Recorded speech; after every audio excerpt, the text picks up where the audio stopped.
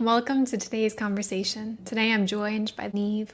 Niamh is a Biofield tuner, physiotherapist, energy healer, and cacao lover. She lives in Ireland and she started her practice 3 years ago with the help of cacao. She offers one-on-one and group sessions, both in person and online.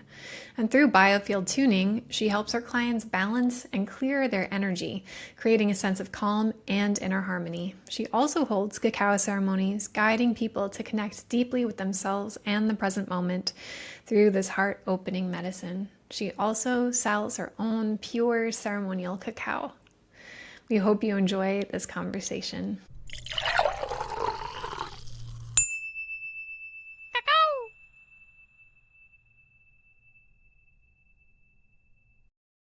Welcome to Conversations with Cacao, and let's get settled into our space by taking a deep breath in and exhaling all around us, feeling whatever came before, letting that be where it is, breathing in and allowing more of our presence to settle into our bodies, allowing our mind to settle, imagining a little puffy cloud that our thoughts can rest on as we just open our minds and hearts and bodies to receive new information. Allowing and envisioning that we have these plugs at our feet and everything that's in our body just begins to flow out towards the earth. And feeling how Mama Earth can support this. She receives it, takes it on, so that you can just give, and whatever you give becomes compost and fertile soil for whatever is next planted. And breathing your awareness down, envisioning that you have these beautiful roots extending from your feet, moving all the way down and down to the heart of the earth. Feeling the energy and vibration, the connection to this planet that we are on at this time. And just allowing for this moment even, that connection to be there. That awe, that love, that wonder of, wow, I am here on this planet. This planet has nourished me, has given me food and shelter, sunlight, all of these experiences. And even if it's just for one moment, connecting to the heart of the earth and feeling that love just beaming up your roots. Feeling your roots expanding. And maybe seeing how your roots play with your family, with friends, the interconnection under the soil, how supported you are. Feeling your roots wrapped in the warmth and the darkness of the soil. And drawing this beautiful earth energy all the way up your roots, giving you energy, support, love.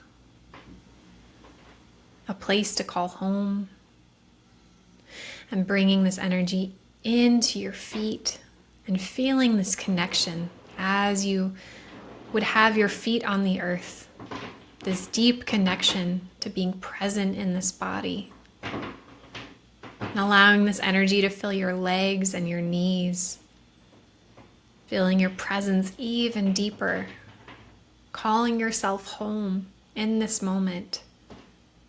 Through your own sovereignty, through your presence, bringing and pulling this energy up into your hips, activating your root, bringing it up into your sacral and your lower back, allowing this beautiful light energy to flow up your spine, into your solar plexus, activating your celiac plexus, bringing this energy into your heart, and feeling yourself rooted from the heart down, connected to this body, to this earth. And from awareness, connecting in your crown to the heart of the sky and opening your focus skyward, feeling the energy of the stars and the moon and the sun, the sky, the clouds, the universe, and allowing this beautiful light wisdom.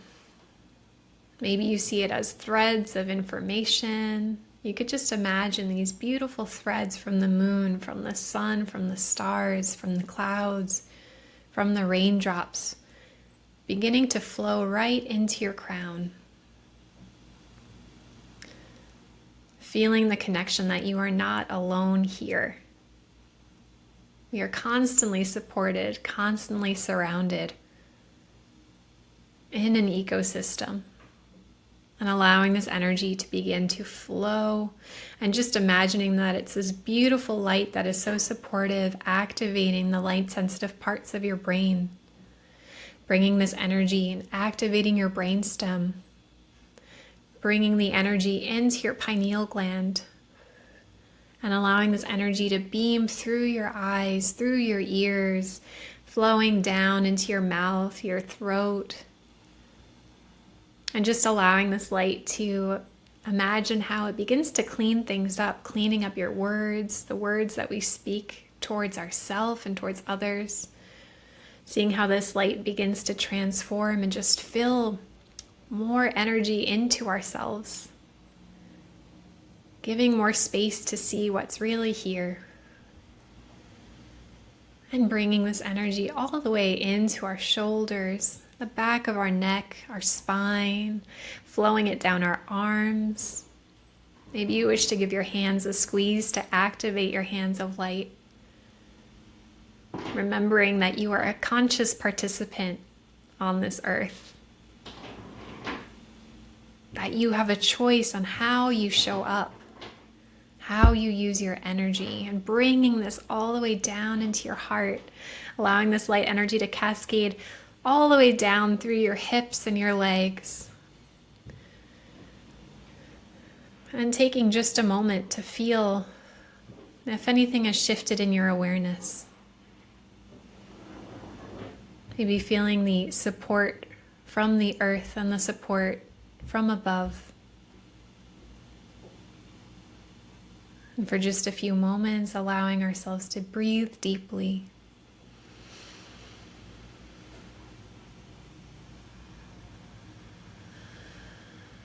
Breathing into ourselves. Breathing into our presence. Breathing into our sovereignty.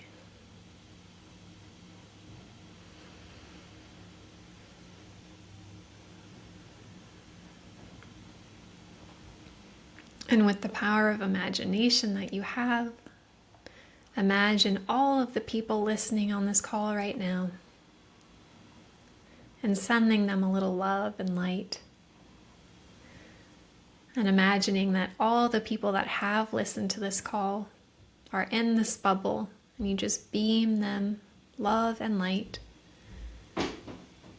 And imagining all of the future listeners are here as well.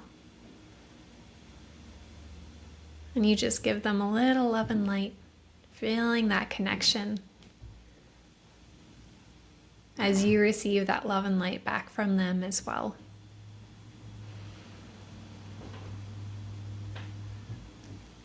And our beautiful guest on this podcast today, Niamh, is going to guide us in a blessing of cacao. Thank you so much. So just inviting you now to take your cup of cacao. Perhaps it's a cup of tea, maybe even a glass of water. If you don't have any drink at this moment, that's no problem. Maybe just placing both hands on the center of your chest around your beautiful heart space. And continuing to maybe have your eyes soft or closed. And with your drink or your hands around your heart, beginning to give thanks to the spirit of cacao, all the way from Central South America, all the way from deep into the forest, the spirit of this plant that has so intelligently come to our hands here across the globe, giving gratitude to the land, to the ancient Mayan, Aztec, Olmec lineages who has kept this sacred medicine alive in our hearts, giving thanks to the seeds, giving thanks to the sun, the moon, the stars, all of the elements of nature that has made this beautiful cacao medicine possible for us here today. Giving thanks to the communities, to the families, the men, the women, the children who have kept this sacred medicine alive, who have allowed us to have this gorgeous cacao with us here today. And now, bringing your focus and your attention down into the center of your chest around your heart, where you have your energetic heart as well. And just for a moment, I'd like you to tune in to your own intention. Perhaps it's something you are ready to release and let go. Or perhaps it's something that you would like to create more of in your life. And just for a moment, just sitting with your own intention. As we know, the spirit of cacao will always support us with our intentions, our goals, our dreams, our desires. And now for a moment, bringing that attention from the center of your chest, across to your shoulders, down your arms to your elbows, and your intention now flowing into your hands, to your fingers, connected to your cacao, your tea, your drink, infusing your intention from your hands into this beautiful medicine that you are holding.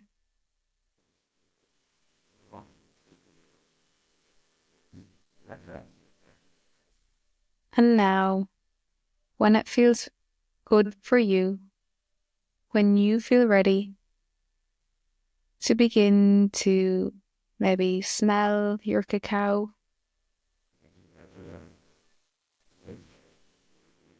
smelling the richness from these sacred lands, perhaps having a look at your drink. Maybe you can see your own reflection.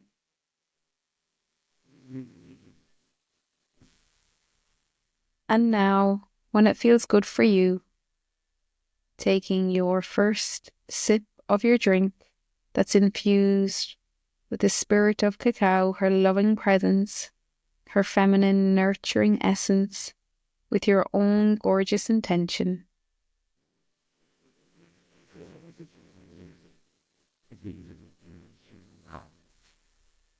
Allowing the cacao and the drink to be in your mouth. The creaminess, the sacredness, the richness, this beautiful medicine that is here to support you physically, mentally, emotionally, and spiritually, allowing you to drop deeper and deeper into the truth of who you really are, dropping deeper into your own intentions for your own life, allowing you to let go what no longer serves you, those parts of yourself that just don't suit you anymore, allowing you to create so much space in your body, in your life, for stepping forward with more compassion, more love, stepping forward more and more in the truth of who you really are. And now I invite you to continue to enjoy your cacao, enjoying your drink for the rest of this beautiful podcast, infusing with your own intentions and gratitude with every single sip. And a deep breath in and letting go on the exhale.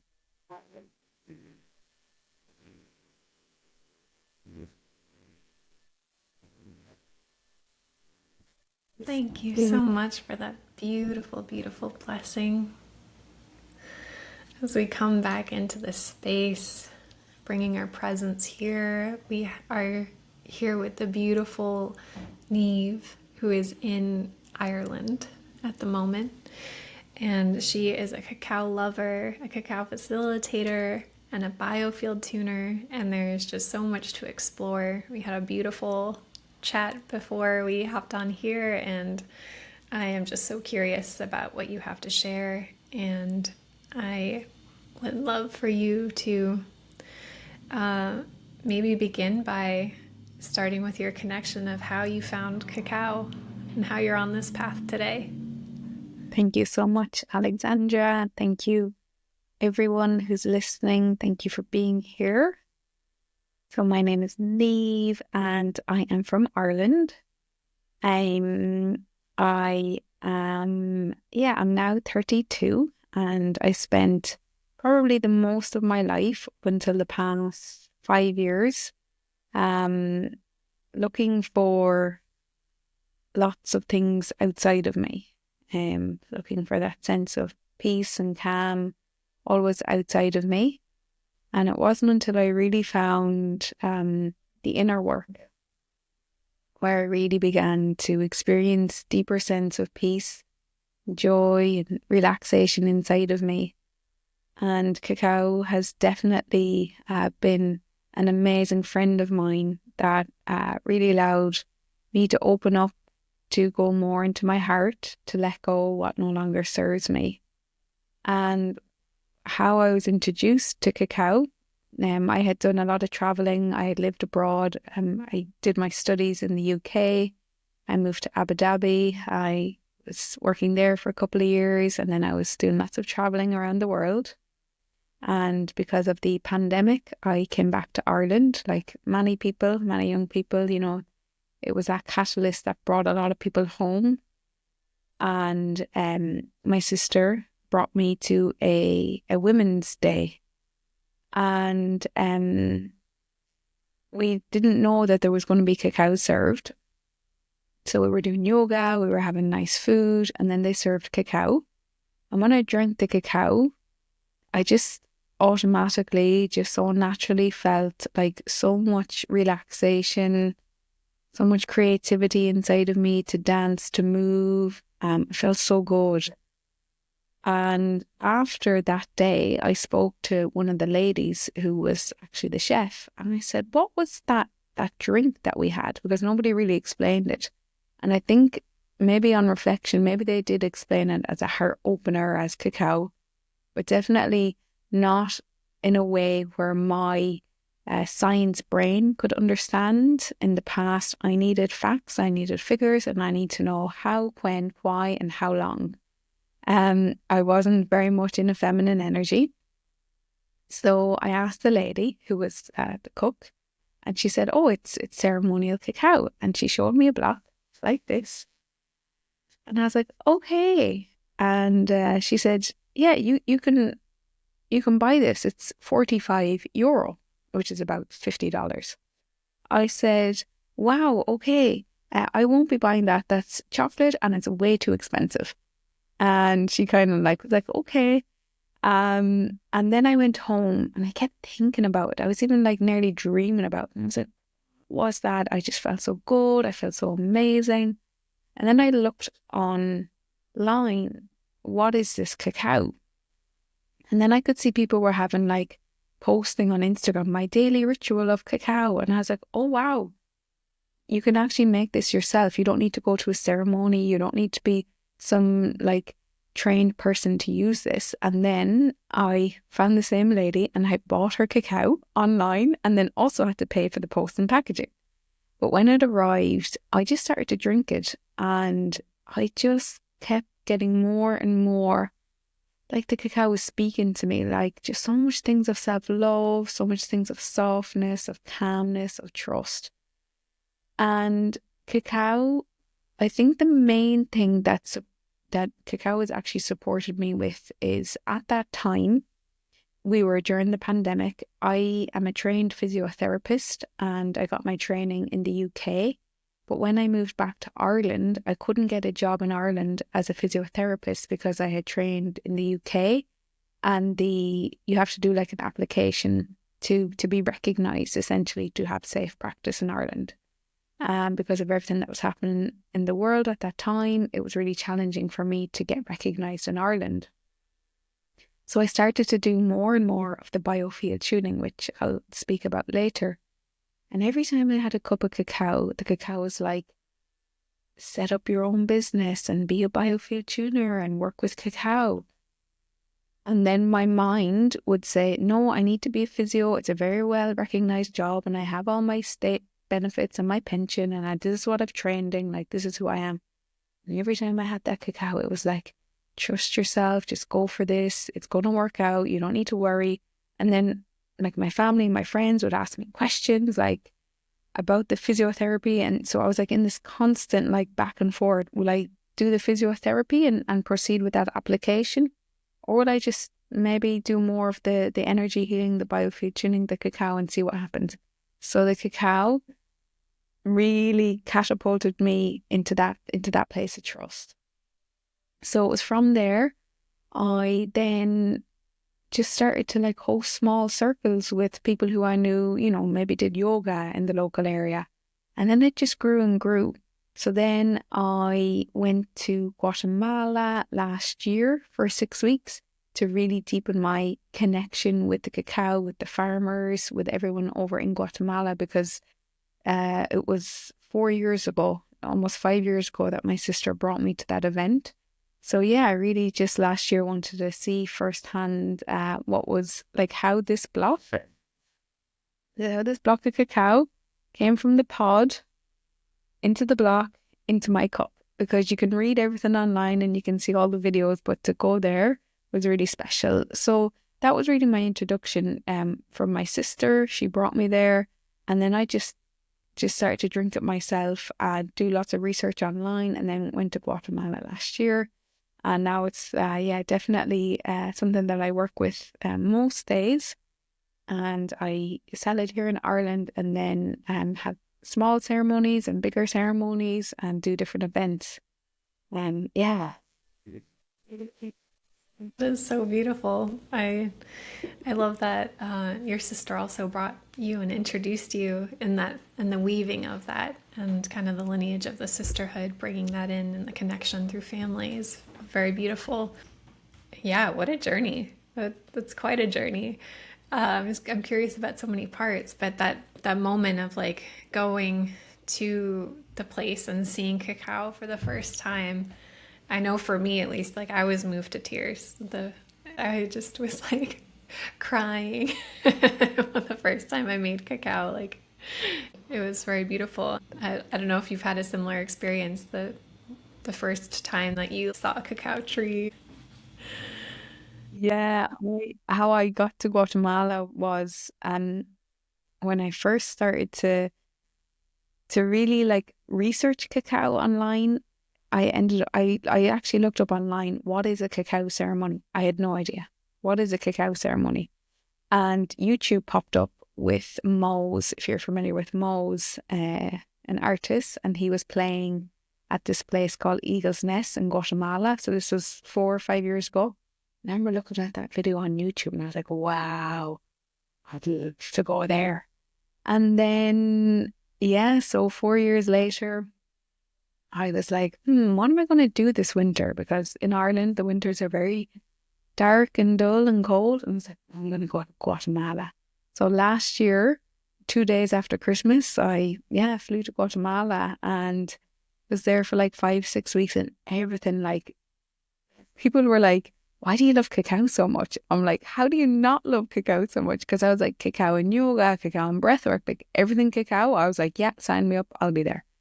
But yeah, I was very blessed to go into the forest and to get into the forest in Guatemala. And so we had to go across the Lake Atitlan. And then we had to get a bus for like hours. And then we had to walk 3 miles just to get to this cacao tree.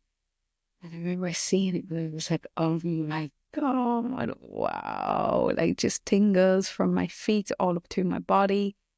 And yeah, to see the farmers there, and like they virtually have nothing. Like this particular farm that we went to, and they were just, yeah, so happy to see us. And every time I drink a cup of cacao, I really think of those people, like, and everything they do for us in order to, so we can have cacao really at our fingertips. But yeah, the day I saw the cacao tree and went into the forest, it was definitely very special. And there was a woman there that she had this special device, and she was able to record the frequency of the cacao tree, and then she sent it to us after. So it's like this beautiful, like symphony and harmony of how the cacao tree vibrates, and yeah, it was recorded. So it was very special. We had a cacao ceremony there with the cacao literally from those trees. Definitely an amazing experience. And yeah, I fully trust it's not going to be my last time in that forest. Yeah, I just think there's no other plant for me anyways that's as powerful, as potent as cacao on all levels, physically, mentally, emotionally, and spiritually. Like it really has changed my life. So I just have to be so grateful for the cacao. And, to begin with, if the people listening, maybe they find it bitter or they haven't really found that connection yet, sometimes it does take time, and it's a very powerful yet soft medicine. And it does come, I would say, at the right time, because, I can always say like, wow, I wish I knew about cacao when I was younger, when I was growing up. But, of course, it's not the right time. And the cacao medicine, they say makes her way out of the forest to find balance in humanity and harmony. So yeah, it's a really, really special plant. What do you feel that the mission of cacao is? You shared it there a little bit, but so you feel it for you, it's like to find balance in humanity? Yeah, absolutely. I mean, I can only share from my own perspective, and I can only share from my own experience. But this cacao plant has allowed me to be so authentically myself, has really allowed me to connect to the energy of the heart, the energy of love, compassion, kindness, softness. And every time, I drink this, like an elixir down into the body, it's like liquid gold, just fills my body with so much softness. When you really allow that time and that space to sit with the cacao, and it like will take you to those deeper emotions where you may not feel so able to access, especially when you are in a safe space with somebody else. And when we clear those deeper emotions, maybe it's sadness, grief, loss, it creates so much space for presence. It creates so much space for lightness in our lives. So for me, the mission of cacao for me, which, I would love for everyone else as well, but we are all on our own journeys. Yes, definitely for heart connection, for softness, for calmness, for releasing deeper emotions where I feel it's difficult for me to access them, without cacao, to be honest. Yeah, cacao has really allowed me to release grief. My mum passed away when I was 12, and it's only in the last 5 years since the introduction of cacao, the biofield tuning, and other healing modalities that I realised, wow, I didn't know I was actually carrying so much grief, so much sadness in my body. So again, yeah, this cacao has really been such an ally, such a friend of mine. Um, yeah, so that's the mission of cacao for me, and probably for other people it is different. But as I and everybody else grows and evolves, that mission probably will change. Um, yeah, so we'll definitely just have to see and stay present with the medicine. And again, like just be so grateful, because I know at the moment, a lot of people are sharing about a shortage of cacao. And I think, wow, every time I have a sip of cacao, I'm like, okay, I really hope that there's no shortage of cacao. But yeah, yeah. Do you feel for yourself that there's a different mission, or how is your mission with cacao? It's interesting. I usually ask the question. I'm not usually And you have a asked. sip. um, I feel, yeah, a lot of what you said of the sharing of that softening, the softening from the mind into the heart. I feel on my journey too, she's helped me to ground a lot, to really find those deeper roots where I have a tendency to be very cerebral and mental and flighty and excited. And it's just like, okay, slow down. Be like the seed. The seed needs to form roots before you can grow, and really learning that how to pace myself, how to actually work within the physical world and not just in the energetic plane. So she's kind of helped me bridge that grounding. But I think for on a global scale of what I see is just, yeah, a deep softening. The word empowerment around cacao has come up a lot, of really teaching boundaries and sovereignty and honesty, like really finding the authentic voice of what you said, of being your most authentic self. Like, what does that even look like? And we have so many layers of conditioning to strip away, so many traumas and so much hurt to heal, that we sometimes don't even realize that we haven't actually faced. And for me, this medicine has been really a mama, like a big hug, and just like, okay, I need a cup of cacao. And sometimes it's this deep, warm, loving embrace that helps me to just soften and release. And sometimes it's a little bit of a kick in the butt, like, all right, now you got to get up and wipe the tears away and do and act from a place of empowerment, not from a place of pushing in an unhealthy way. So I feel the mission of cacao right now is to drop from the mind, from that go, go, go, do, do, do, and really perceive, be present, and empower, and help find that balance too. And I love what you shared about touching the darkness and helping to softening enough to feel safe enough to actually see the places where we feel hurt.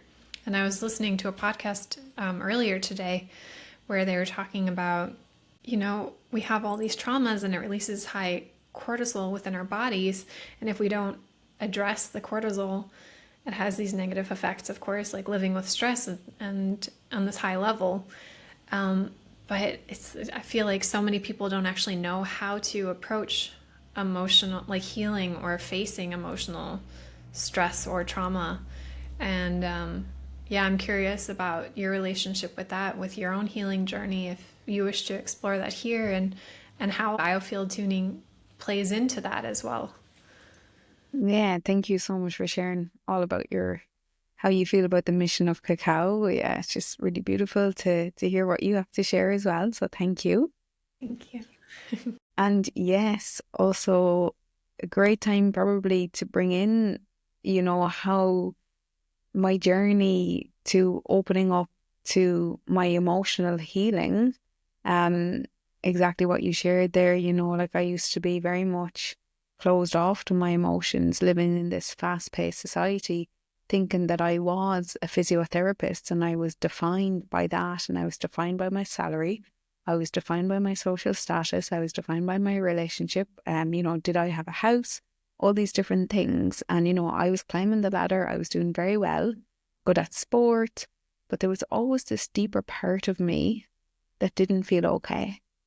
And I didn't know that I was still carrying the grief of when my mother passed away when I was 12. Because for me at that time, it was so challenging to actually deal with that as a 12-year-old little girl. I was like, right, now I didn't consciously do this, but my subconscious, my conscious, all parts of me had to protect me. So it was like, okay, we're just going to put that in a little envelope. We're going to stick it in the subconscious. You're going to go back to sport. You're going to go back to school. You're going to do well. You're going to climb that ladder and everything's going to be okay. But really, like, all those physical things on the outside of me was perfect. I was doing everything that was ticking the box. But on the inside, there was that little envelope of grief still inside of me. So I went through school. I went through everything. And at the age of 20, so this is 12 years ago, there was actually so much hurt and anger inside of me that I developed an eating disorder. So I was anorexic and I was bulimic, and that was my way of dealing with grief, chronic stress. So that manifested like it was anger, but beyond the anger was actually sadness. But that was my way of coping. So that went on, in my early 20s.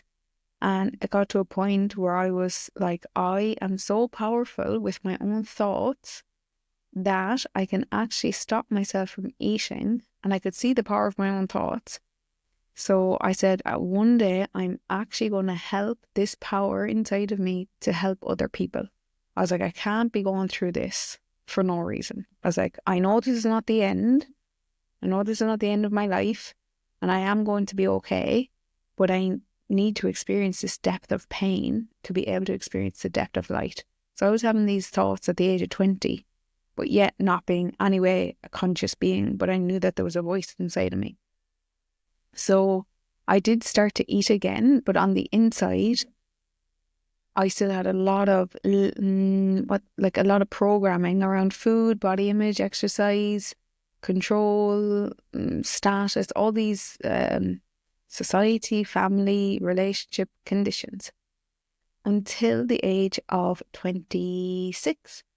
At this point, I moved to Abu Dhabi. I was working as a physiotherapist in Abu Dhabi, living that high life, that, partying scene, beaches, beach clubs, all these amazing things that, if you, as a young person, saw on Instagram, you'd be like, I want to be like her. Wow.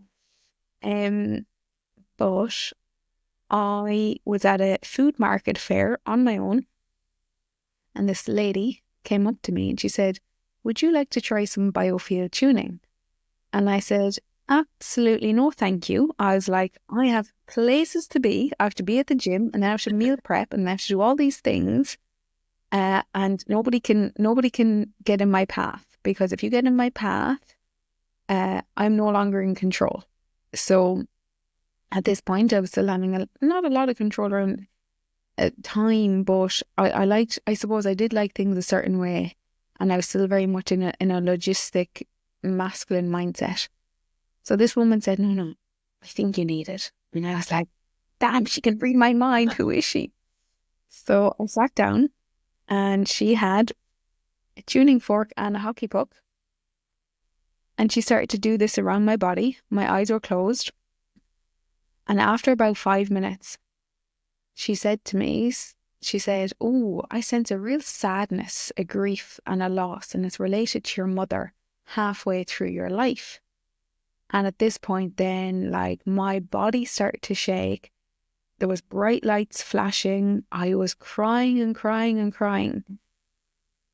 And you can imagine now, somebody who is so logistic, who has no idea about energy. I didn't even know what Reiki was at that time.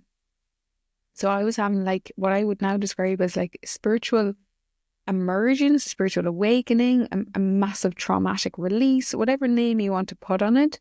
But it was an experience that was like no other. So I was crying and crying and crying. And then after a couple of minutes, like the session, it was a free mini 20-minute session. Like, it was very small, very short. And she was like, okay, bye. And I was like, whoa. Like, this woman is so used to working in this field. She's so used to people having emotional releases and crying and different things. I said, oh my God, I need to see you again. I actually, at that time, because she had mentioned my mother, I was like, oh my God, this woman is psychic and she knows something about my mother. And, I really craved that connection. And And she said, oh, well, this is Biofield tuning. I don't offer one-to-one sessions. I'm just here with my husband. He works for Etihad. Like, I'm just here chilling out at this market. I was like, no, lady, like, I really need to see you again. So I went home that day. Actually, I didn't even go home. I went outside of the room and I was lying on the grass and I was like a newborn child. I remember looking at the sky, it was so blue, looking at the grass, it was so green. It was the first time in my whole 25, 26 years where I was actually genuinely present, like so present with the nature around me. And I just felt like this weight had lifted from me, but it really did. Like so much grief had lifted from me. So I looked up online, what is biofield tuning? And one of the first things I read was, you don't have to be spiritual to learn how to do this. It's very physics-based. It's very based on science and the biofield and these different entrainment and resonance and frequencies. And I was like, oh, this is actually science. I'm a physio. Like, I can actually do this. It's not that weird.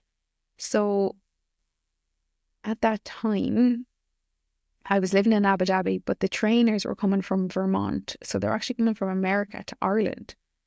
So I flew from Abu Dhabi to Ireland for like 3 days because of the situation of my work in Abu Dhabi. I know the situation of my work in Abu Dhabi, I wasn't actually supposed to leave the country, but I flew to Ireland for 3 days, did the foundations training, came back to Abu Dhabi, and then after a couple of months, left the job that had come to an end in Abu Dhabi and did the second course of training in the biofield tuning.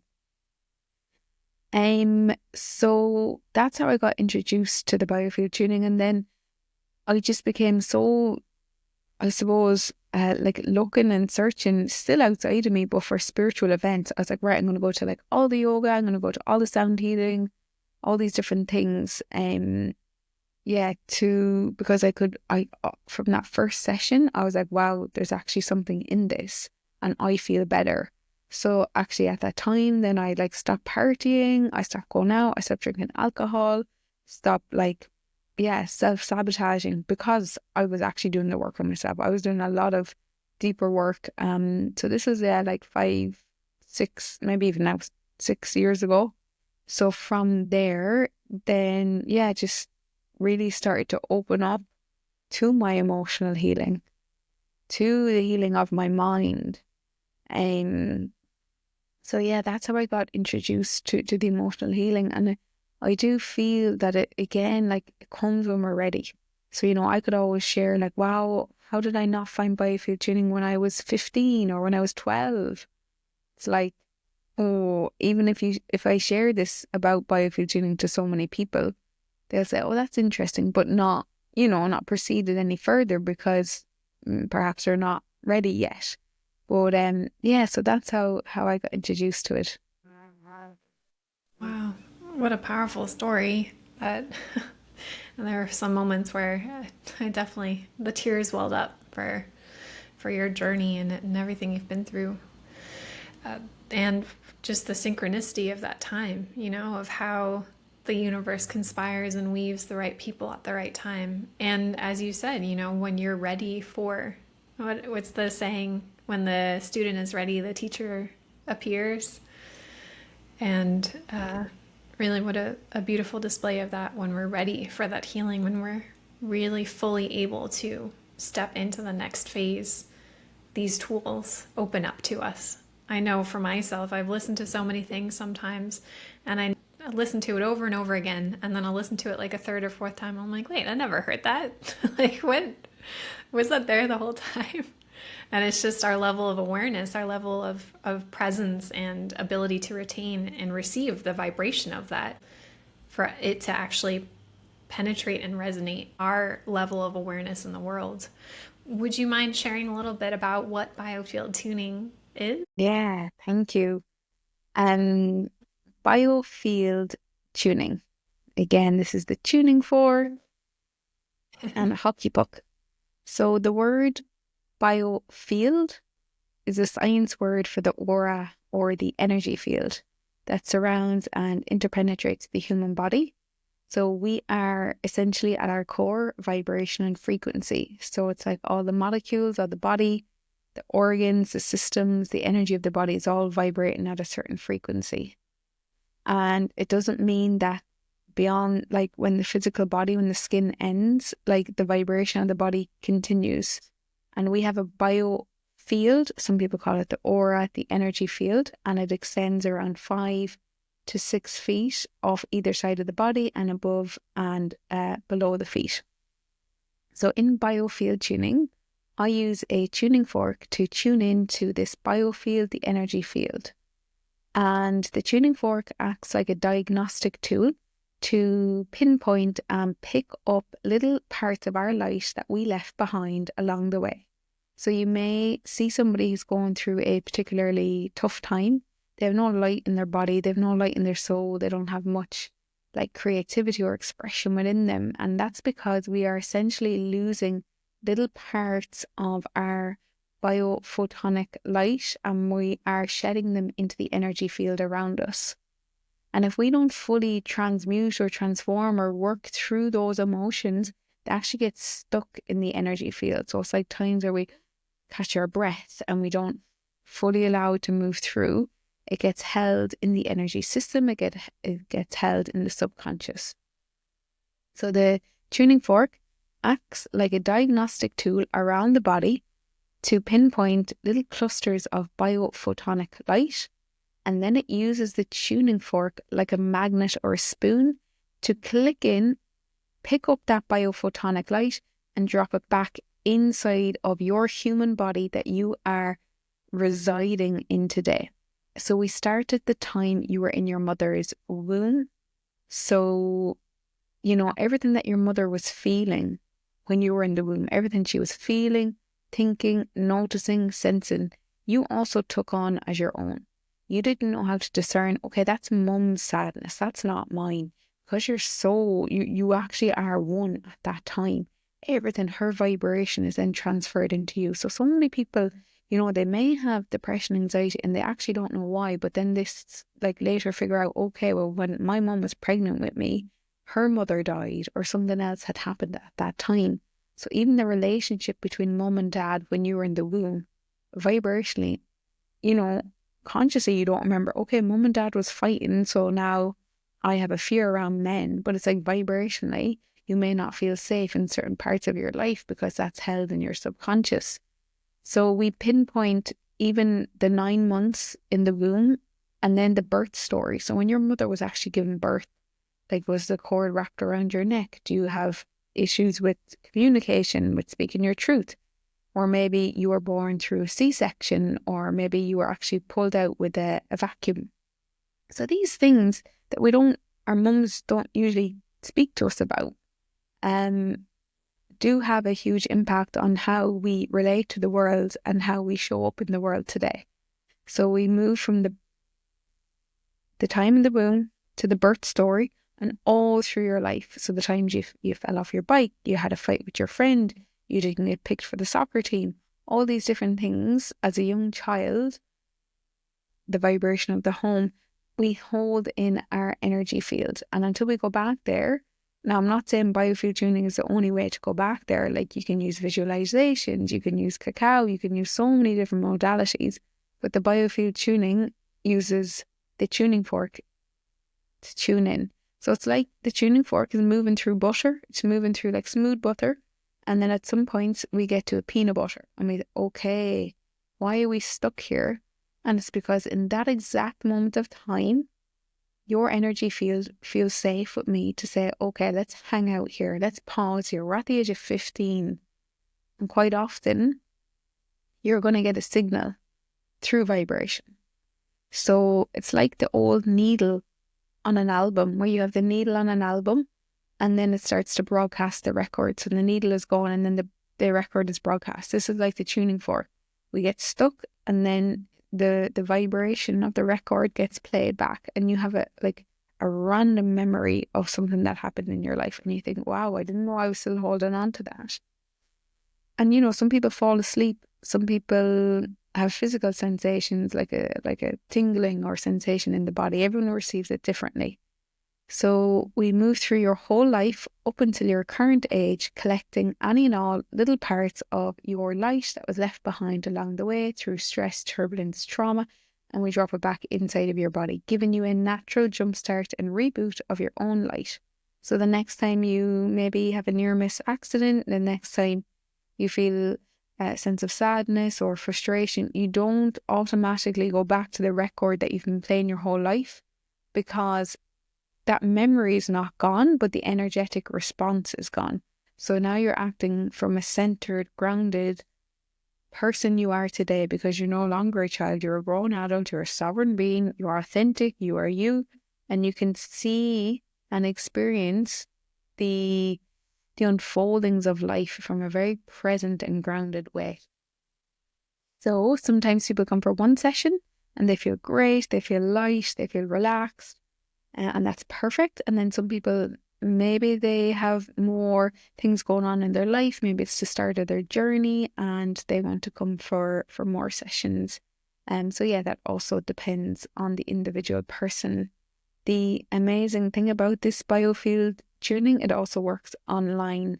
So you don't have to be physically present for me to have an effect, because we're working with the energetic body. We're not working with the physical body. So it's like I use my intention, and it's like I tune into like a filing cabinet, and I can take your file from the ether, from a filing cabinet, put it down on the table in front of me. We're on the call. We don't even actually have to be on the phone, but usually people like to be on the phone to get some verbal communication and feedback from me. But yeah, you can be lying down and then we tune up your energy field, and then we almost like send the file back to you. So you have this like natural upgrade from the biofield tuning. So it's a bit of a mouthful, especially if it's your first time hearing it. But essentially, yeah, it clears stress, turbulence, trauma, brings you back to the present moment. Super relaxing, resets your nervous system. That's really fascinating. And so the tuner, I'm curious about the tuning fork in that sense. Is it like shaking the energy of the field so it's kind of like waking it up again, or how does that work, if you know or could elaborate on that? Yeah, absolutely. Great question. So the tuning fork, when we hit the tuning fork off the hockey puck, and the reason I use a hockey puck, it's because it's a really hard rubber, so it's a good surface to get that feedback. So this is a 528 tuning fork, 528 hertz tuning fork. So when I hit the tuning fork off the hockey puck, if I'm hitting it fairly consistently, it should make the same sound every time, because it's a 528 hertz. So it's attuned to one frequency. But what's actually happening is when I hit the tuning fork off the hockey puck and stick it in your energy field, suddenly the tuning fork changes in sound. So we ask the question, well, if it's attuned to one frequency and I'm putting that near your body, why now is it becoming really sharp, or why is it becoming really dull or low? Because the tuning fork is now starting to resonate with the frequency that's in your field. So this is science. This is the physics. This is the science. So the tuning fork is now starting to broadcast the frequency in your field. Say, for example, you were stressed 10 years ago. It starts to go like a really stressed, high-pitched tone. So through laws of physics known as resonance and entrainment. So first it's resonating with the frequency in your field. And then after a couple of strikes, when we hang out, and we hang out, and we hang out at that same age, suddenly your energy field starts to entrain into a clear, coherent sound. So first the tuning fork resonates with the frequency, and now after a couple of strikes, it starts to clear and entrain into a more harmonious frequency that's coming from the tuning fork. So it's like you tune into, think of the Wi-Fi signals. If they start to become really chaotic, it's like the energy field of the body. When we're angry, like we're emanating that frequency. When we're sad, we're emanating that frequency. So the tuning fork helps to bring balance and harmony. So the signals from the body start to become clearer and clearer. So to answer your question, it's changing the frequency, yes, in the energy field. So now the signals that are coming in here are no longer chaotic. they're coherent, they're calm. So my body is now receiving messages of calm, balance. My nervous system feels better. I'm more grounded, I'm more centered. So I'm no longer activated or triggered by everything around me, because I've done that work to bring coherent signals to the body. Wow, that's so very cool. So it's really a big, the tuning fork is like a steady dominating frequency, and because it's the most steady and dominating frequency, your vibration attunes to the most coherent frequency. Like that's it's just basically giving that steady input of coherence, How did you right? know that? Not many people know that. I I read a lot about neuroscience and Yeah. energy and vibration. I'm impressed. Yes, thank you. Yeah. Yeah, very cool. So, and it's also like the same in so many ways that you could just apply that same pattern too. Also, when you're playing instruments, you know, if you're playing an open string, that like on a cello, the next cello next to you, the strings are going to start vibrating. If you're playing an A, the A string will start vibrating. And it's like, you know, the same when you walk into a room, you feel the dominating energy, and it's like whoever has the most dominating energy dictates the energy of the people around them, unless you have a very clear, strong input. And I love that it's a tuning fork, because I'm not sure if you know, I grew up in a musician's family. Both of my parents, my father was a musician, my mother is a music teacher and musician, and tuning forks, like I went to music school, we always had to use it for music theory at my 440. So I'm curious, I know 528 is considered like the frequency of love. Is there a specific reason why that frequency is used for biofield tuning? And also, yeah, just that's amazing about the cellos as well. And also, it comes like when you see women who live together, their moon cycle starts Mm-hmm. to sync with each other. And there's, so it just shows that we are the people that we hang out with, because we start to entrain into that frequency and that vibe. If you live with stressful people, if they are domineering, you will start to become stressed. So yeah, lovely observation. And also, just to bring it back to cacao, I actually also share this with people. Like when we drink the cacao, it's such a high vibrational plant. So we become that vibration of the spirit of cacao. And it's like when people share, you are what you eat. It's not that I eat a burger, okay, I turn into a burger. It's like I eat a burger and I hold that vibration. Is it a high frequency? Is it organic? You know, what is the process behind what has led me to eat this burger? Is it coming from a place of fear? Is it coming from a place of love? So when we drink the cacao, it's such a high vibrational plant that then we start to entrain into that really high vibration. So we become focused, we become clear, we become heart-centered. We are taking on the vibration of that plant. And I genuinely feel that cacao is one of the most highest vibrational plants on this planet. Like, I don't know anything else in this moment that's a higher vibration of cacao. That's my own personal, I would say, judgment, but up to their own. So yeah, just to bring it back to that vibration. But to answer your question about the tuning fork, so this is a 528, and I just brought this one on the call because it's a softer ding. The one that I use during a biofield tuning session is a 174 hertz. It wouldn't be that largely known for different things, but within this technique, we call it the workhorse because it's really well to detect biophotonic light that's outside of the body. And it's really good then to act like a magnet to bring it back inside of the body. So I wouldn't say it's anything special. I wouldn't be advising people to go, okay, yeah, go buy a 174 hertz for this specific technique of biofield tuning. It's amazing. But yeah, there's definitely like so many different frequencies. Like there's so many different tuning forks for the heart, the solar plex, for every chakra, for every organ, for every muscle. You'll find a tuning fork and you'll find a frequency.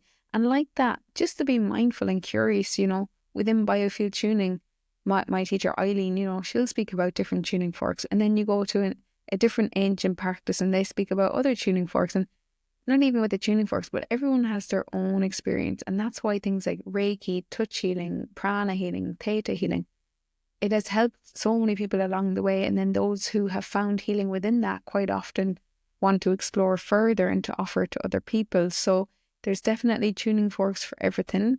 Even if you pop on YouTube and have a look for it, even if it's just, you know, theta healing. So that helps with the brain waves. Anything that helps to relax your body. And some people then might find that sharp and say, oh, I don't like that. But then people would say, oh, that's lovely, because we're all vibrating at different frequencies at different times of the day, different times of the month, whatever it is. So yeah, but lovely that you grew up in a music background, because we are vibration. So, you know, maybe you grew up listening to pianos and cellos and violins and all these beautiful things, you know, and no doubt that that's why you're sitting here recording a podcast, which is so much light. Like, there's just so much light around you.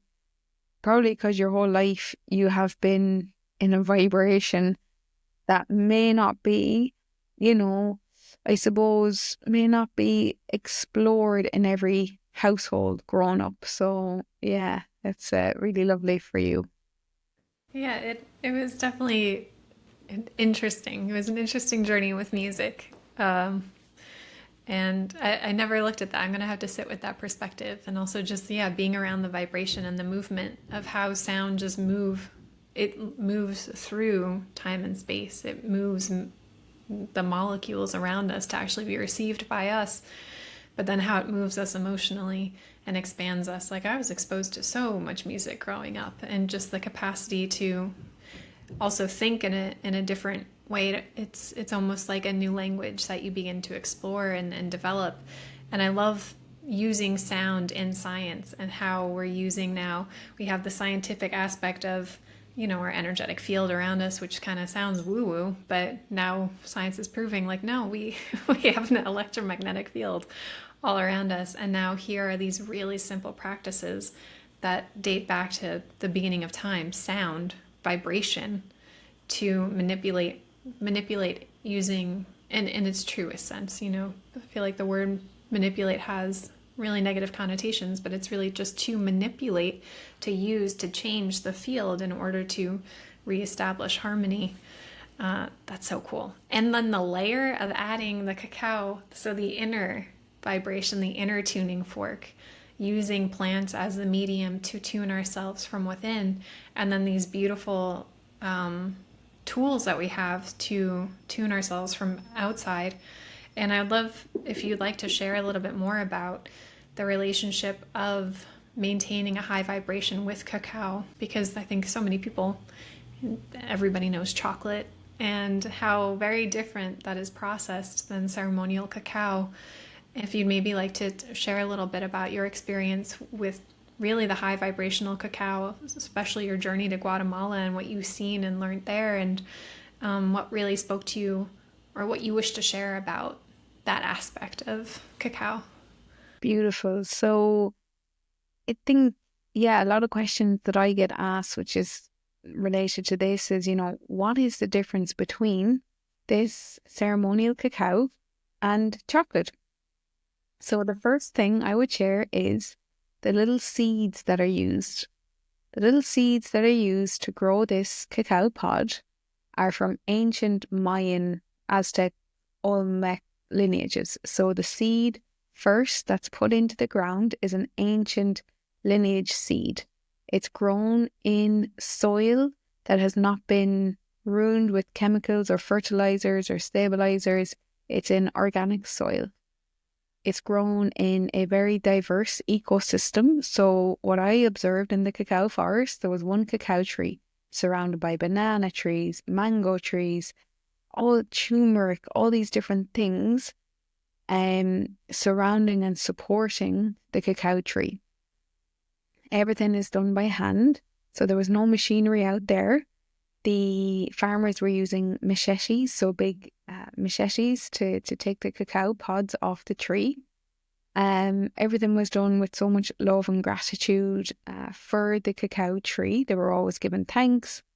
So yeah, the seed that's used, the system that it's grown in is so natural in a really diverse ecosystem in the forest.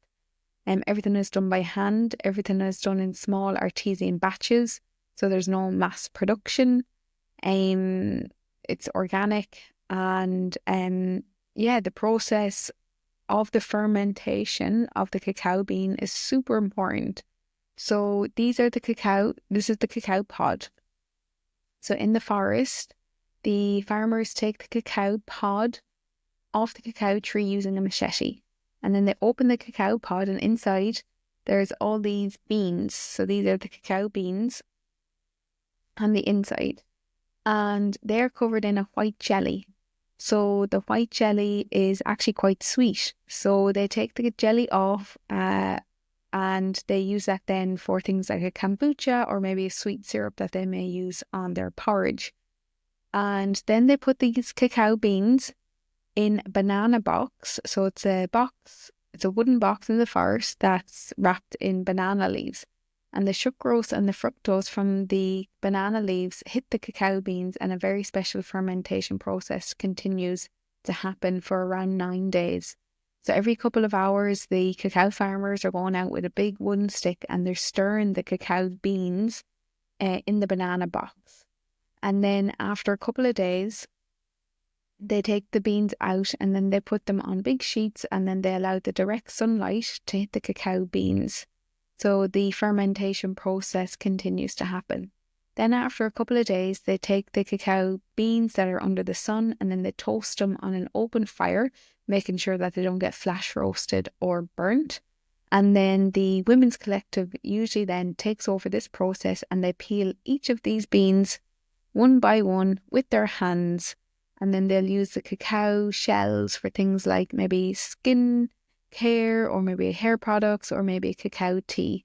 And then the cacao beans, they put them in a corn grinder where originally you would put in corn, and with the heat and the pressure, like a big pestle and mortar, out at the end comes a very hard paste, and they mix it with a little bit of water. They put it in silicone molds, and then it hardens into this ceremonial cacao. So the fermentation in the process for the fermentation process in the forest for 9 days is really important, and it allows the cacao beans to mature. So it brings more medicinal compounds to be unlocked within the cacao bean. So in contrast to our, say, Cadbury's or Hershey's dairy milk chocolate, the fermentation process in the forest doesn't happen. So it doesn't become ceremonial. It doesn't become medicinal. So the main medicinal compound that we see or that we experience in the cacao is theobromine. So the cacao actually comes from the theobroma tree. So the theobromine is what helps the smooth muscles of the heart to relax, expand and open. So it allows our blood pressure to naturally drop, but it's also a mild stimulant, bringing 20 to 30% more oxygen around the body, including our brain. Cacao is so intelligent that it crosses the blood-brain barrier, so we feel focused, we feel clear, we feel concentrated. So although we feel super relaxed within the body, in our heart system, in our mind we feel focused, in our brain we feel clear. So along with that, the fermentation in the forest allows for the anandamide, the bliss molecule, and phenylethylamine, the love molecule, to be released. So in contrast to our Cadbury's or dairy milk, that's not grown in organic soil. The beans or the seeds that are used wouldn't be from ancient Mayan lineages. They're probably dictated in a factory to have high quantity but poor quality cacao.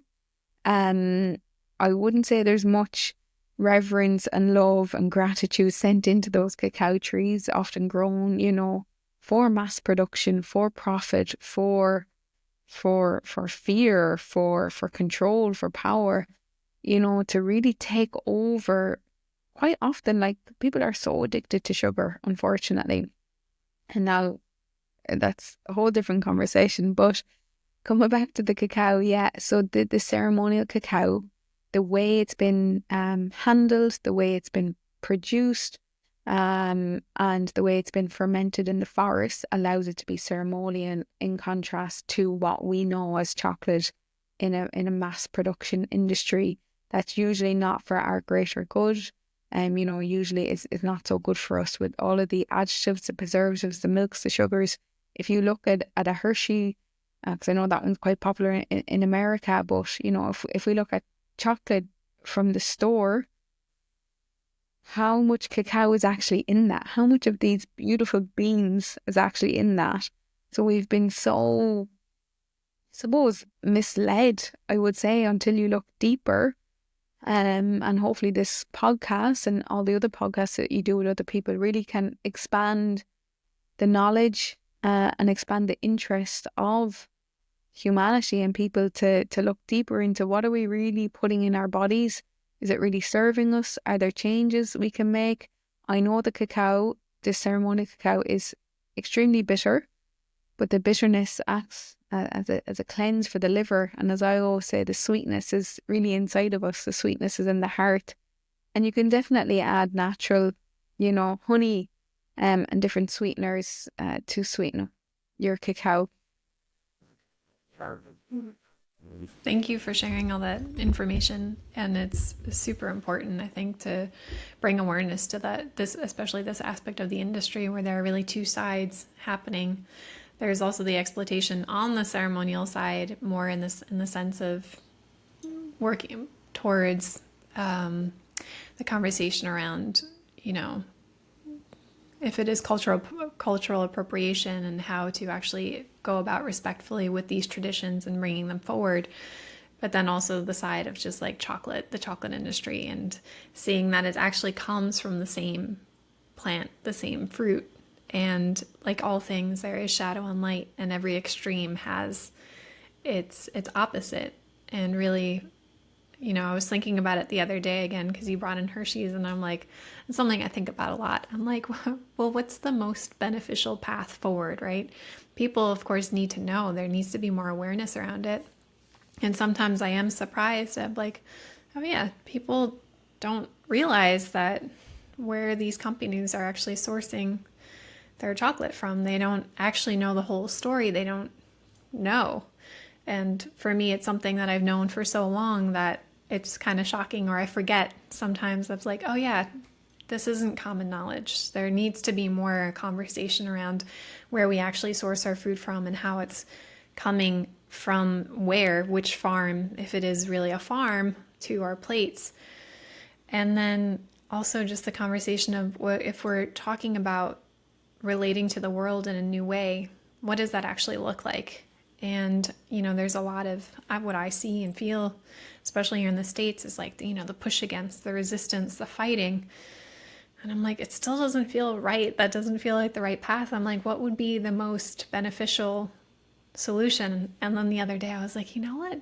It would just be really cool if there was like new people that worked in Hershey's, and then they just, it's a huge corporation, has so many connections. And what if new people started working there and they came to some agreement, and then the agreements that they already have there, they start tending to the lands and taking care of those people instead of like fighting against this big corporation, taking a model that's there, and then how can we actually now use what's here and begin to add and implement something good into the system? How can we make this something beneficial? It's just a few things that were swirling around as you were talking, and I'm not sure if you have anything that you'd like to share towards that, or yeah. Yeah, I mean, wow, wouldn't that be such an ideal world if all the Hershey's workers and everyone could just live in harmony and drink ceremonial cacao? Where I feel that we would struggle with that is power, control, and money, and that's usually what this ends up to. People are Yeah. lost. Unfortunately, people are lost in greed.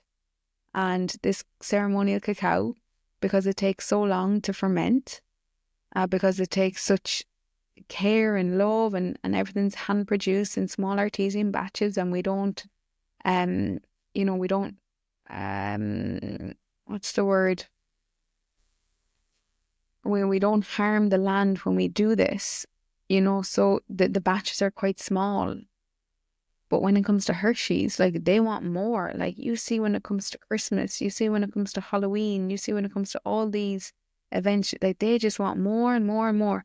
And when is enough enough? And when it comes to people who haven't done any work on themselves and they're still chasing and searching and seeking outside for more power, more greed, more money, they want more.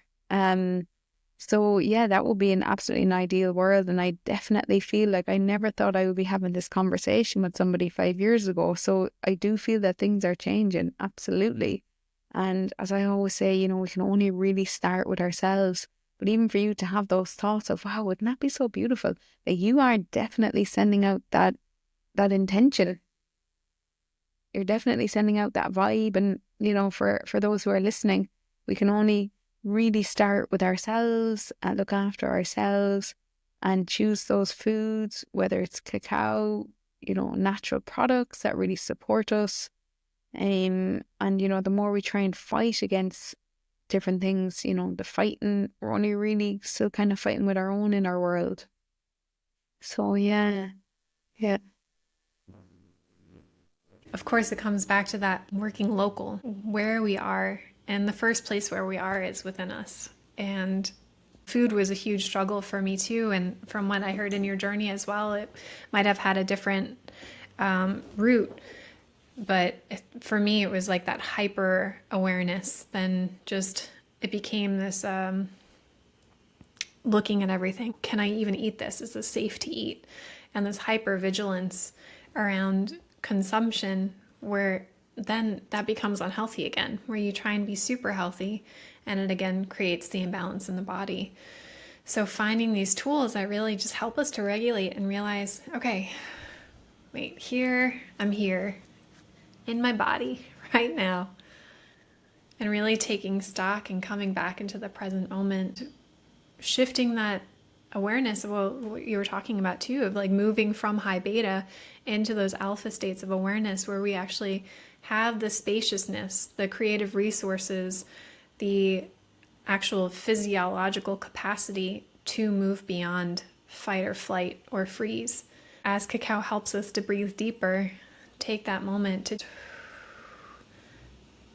take inventory and stock and reassess, and now come from a different place and awareness, and really starting here. The localness is within our bodies.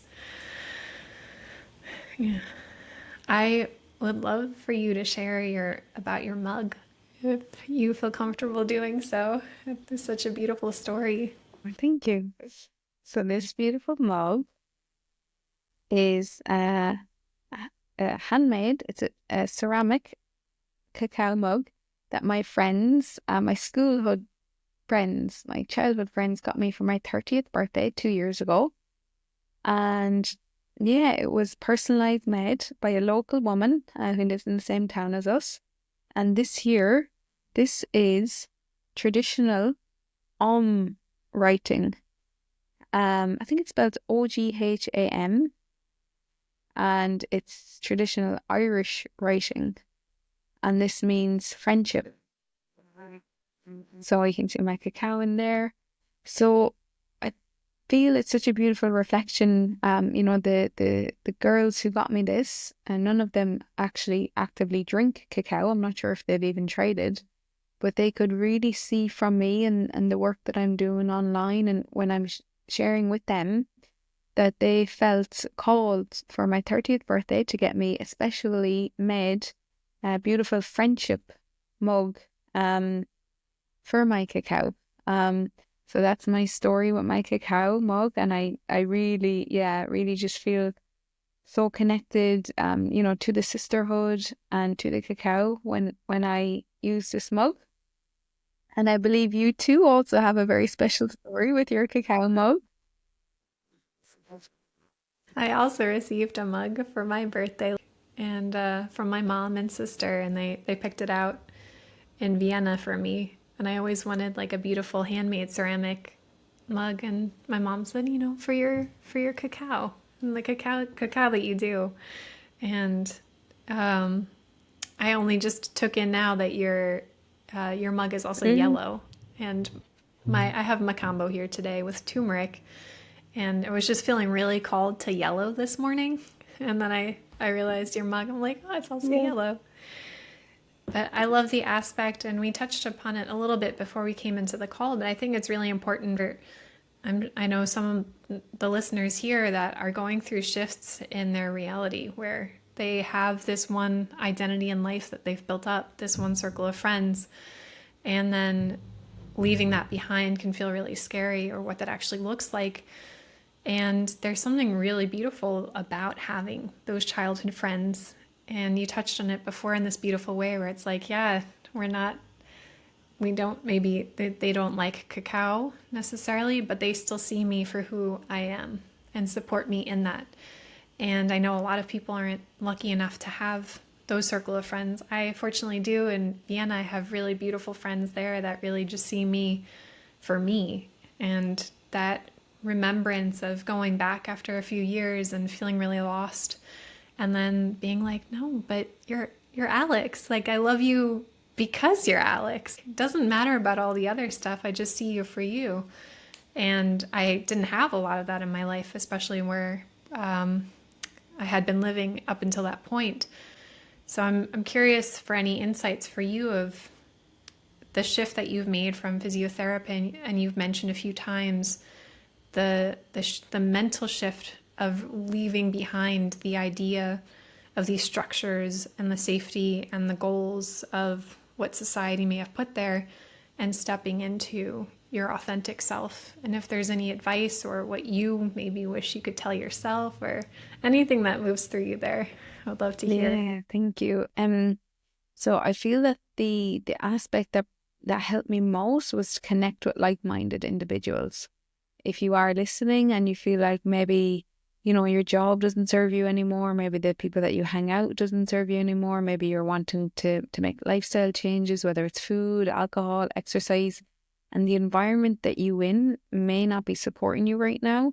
And maybe you feel like you don't have a network of people around you that really see you for who you are. Then if that was me, I would find it very challenging to make those shifts.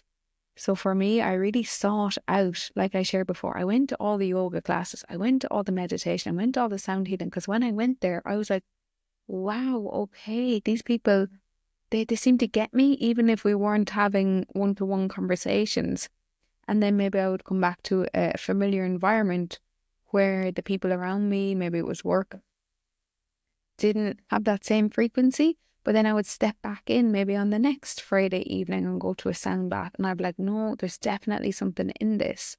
So if you are listening, I would definitely recommend looking in your local area. Like, there's definitely places now that do yoga, that do sound healing, that do Reiki. Definitely, seek those people, because they are the people that are connecting to more of their spirit, more of their being, less of their doing. And definitely, if you are listening to this, I would highly recommend cacao. Cacao has been, when I am in my own, in those times, especially during the pandemic, where you couldn't go to these events, cacao really supported me to be me. Cacao really supported me to be me. So that's definitely a piece of advice I would give to people, is to spend time with like-minded individuals, especially if you are living with people who don't resonate with you, or if you're working with people who don't resonate with you. It's going to be very hard if they are the domineering frequency in that environment for you to really stay centered and grounded, because it can catch you off guard. So to seek individuals, environments, nature, yes, nature. Definitely spending time in nature with your bare feet on the ground, connecting to the earth's frequency, to that Schumann resonance. So that's the earth's frequency coming up through your feet, up through your whole body.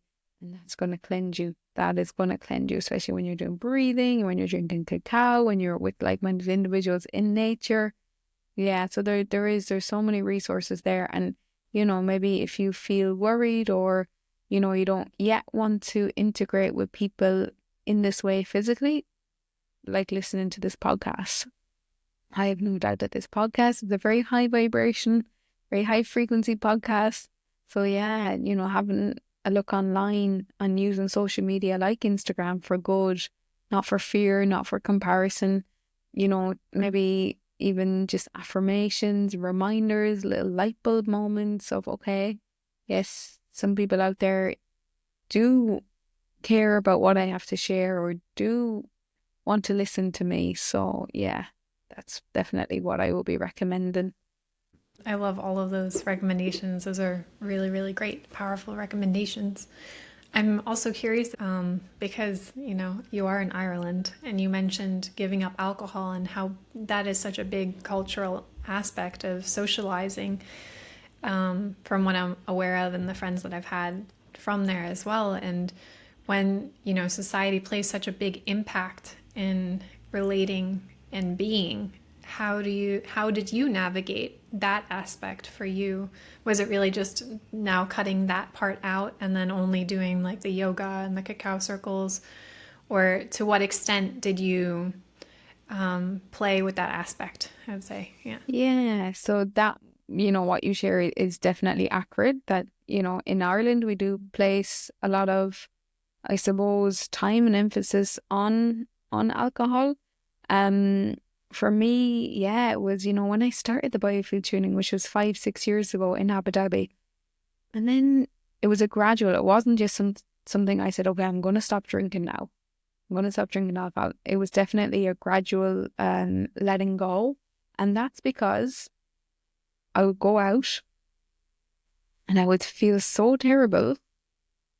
I was like, what am I doing? And then I would go to a sound bath and it's like, oh my God, I feel so good. And it was just the contrast was so obvious to me that it was so easy for me to stop drinking alcohol because I had created a network of friends and community that didn't drink either. So it was easy. It was so easy because I felt so bad after drinking alcohol. I'd be so tired, like my energy would be so low. And then I would go hang out with like people who were doing uplifting experiences and I would feel so good. So then it was actually so easy for me and it was like the best decision I ever made. And it wasn't even a decision. It was just something that happened for me and I'm very grateful for it, yeah. Because yeah, yeah, that and it just comes back to surrounding yourself with like-minded individuals that support you, that uplift you. But yeah, I was a big party. I was a big party and it wasn't just alcohol. I was taking recreational drugs as well in my early 20s. And, that was from a place of avoidance like ecstasy, cocaine, MDMA when I was living in London. And, I partied hard and I had such good fun. But it was definitely from a place of avoidance of those emotional parts that was shut off. And I'm grateful for all the experiences that I had, for that exploration and those experiences and the people that I met along the way. But it definitely wasn't something that was physically, mentally, emotionally, and spiritually supporting me. And yeah, so I've definitely made big changes.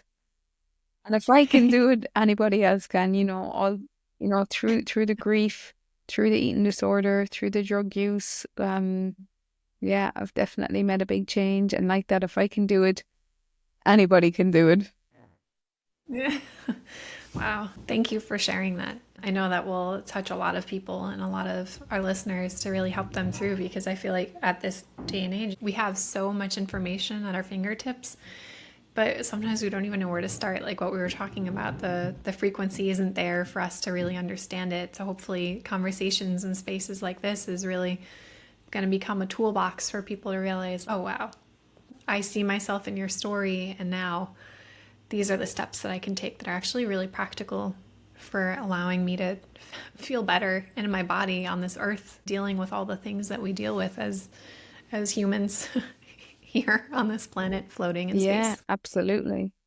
Yeah, the unavoidable daily stressors. Yeah, it's, it's so lovely to have this idea of, okay, I'm just going to go in the forest and live by myself and just be so in tune and harmony with nature. But it's really not realistic. Um, but yeah, it's, just as much as we can, doing the best that we can for ourselves and in each and every moment and as best we can, not getting lost in the society pressure. Um, yeah, just coming back to our own hearts, our own selves. Again, love that you brought in like living in the forest by yourself. Like, that's always been a dream of mine. I just want to live in a little cottage, have my garden.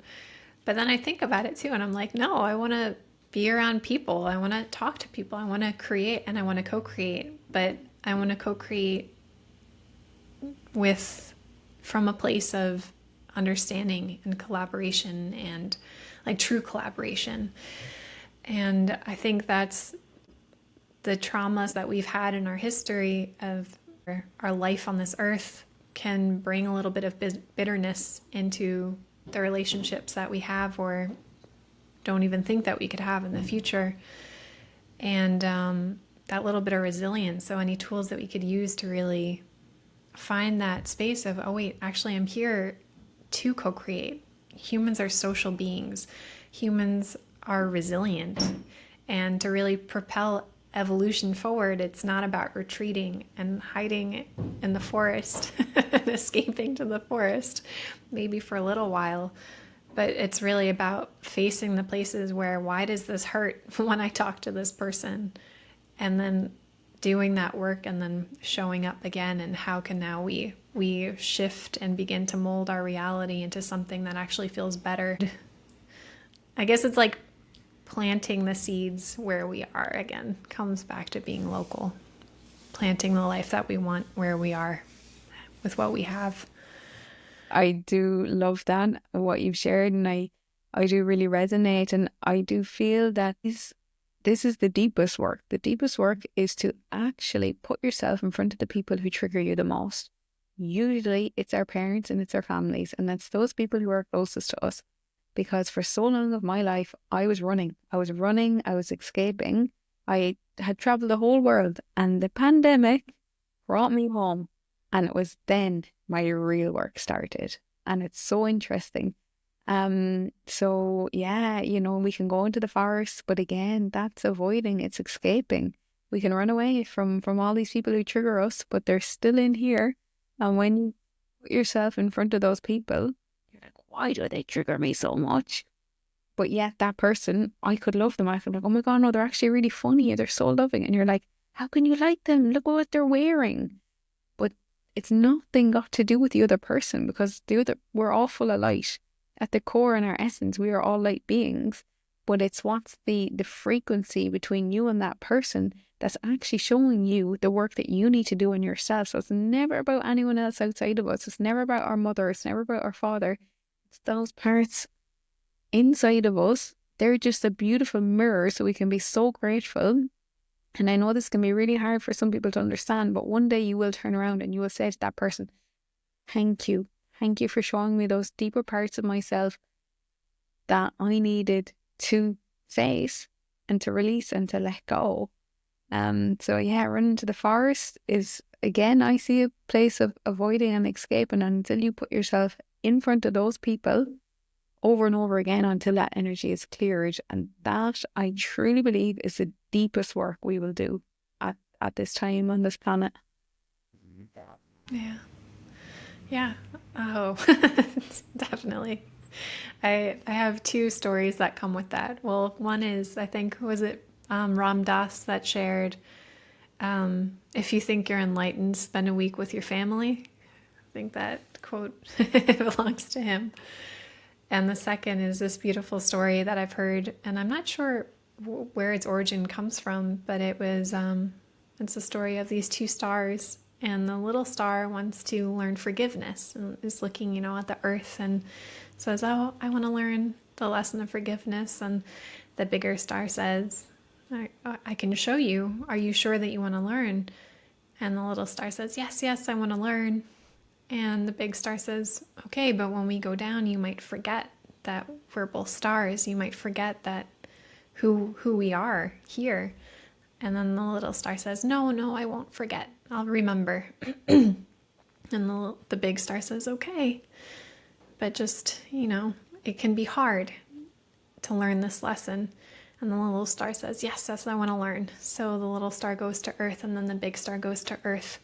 And then whatever situation or scenario pans out for that little star to learn the lesson of forgiveness. And it's from the big star, but it's this great teaching because When we zoom out on the very, very big perspective, of course, when we're in our grief, it's too close, it's too hard, it's too painful. We need to tend to those wounds immediately. But with spaciousness and with that vantage point, that lensing to be like, okay, wait, they came here as a teacher for me too, and just allowing that space in. And I'm just sensing if there's anything else that you wish to share here and wish to share maybe about cacao for our listeners, or just anything that's on your heart that you feel compelled to share. I suppose, yeah, just to really kind of recap the power of this beautiful sacred plant, and just to once again to give so much gratitude to the spirit of cacao for making her way from the forest across the globe at this really important time in humanity, giving thanks to the families, the farmers, the communities, to even the delivery drivers who make it all so possible to have cacao at our fingertips. Really, it's like, you can just pop online, order cacao, and it's here. Many years ago, this was such an elite medicine, only served to kings and queens. So we have to be so grateful and so thankful that we can have this beautiful sacred medicine, and to really honor the lineages that it's come from, and that it is a powerful healing modality, physically, mentally, emotionally, and spiritually.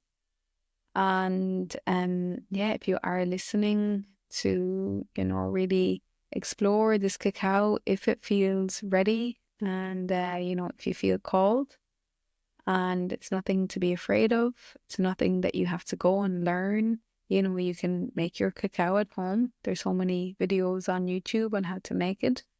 Yeah, so that's what I would really like to share, and just thank you, Alex, for creating this beautiful safe container for me to be me, and for me to share about cacao and biofield tuning and my life, and those really vulnerable, deeper parts of myself. So that's a reflection of the safety in here. So thank you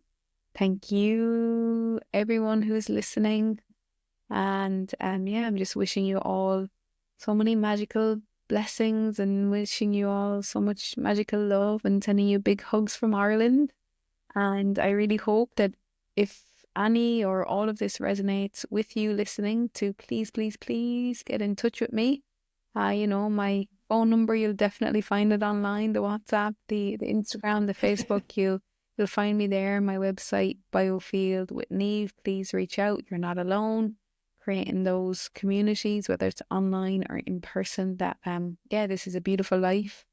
It's one life, it's one body, and we all deserve to experience love, joy, happiness, along with all of those deeper, more challenging emotions. But that's what makes us human, and it's that contrast. So yeah, please reach out. I'm here. And Alex, just again, just like so much gratitude for you, for all of your, emails and everything to organize this call. And I know that the background work that you do is a lot, and that is to serve humanity. So thank you for being you. Thank you for sharing your story as well. And it's an honor and a blessing to share this evening here in Ireland with you. Thank you so much, and thank you for the kind words. And in this podcast, is something that started is I asked the guests to share a blessing for our next guest. So I have a blessing here for you from our previous guest. And she says she hopes that you find peace and softness and ease in your life and in your heart, and that you can find that voice of nature that speaks to all of us, that you can soften so much that you can hear it. Hear the trees whispering already. Yeah.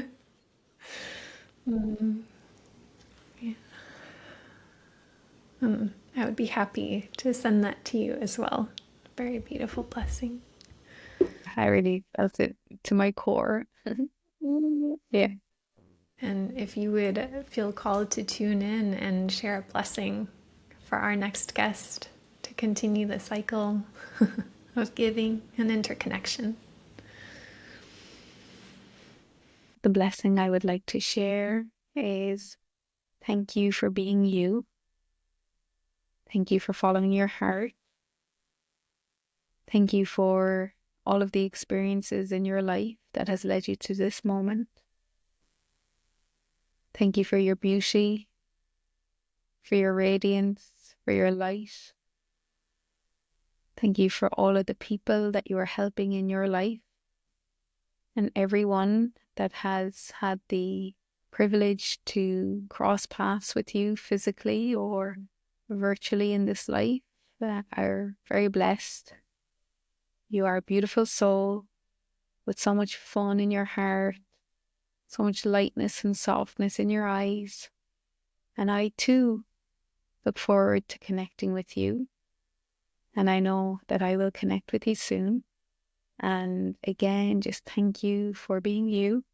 You are an amazing individual, and we are so blessed to have you here on planet Earth with us at this time. Thank you for showering us all.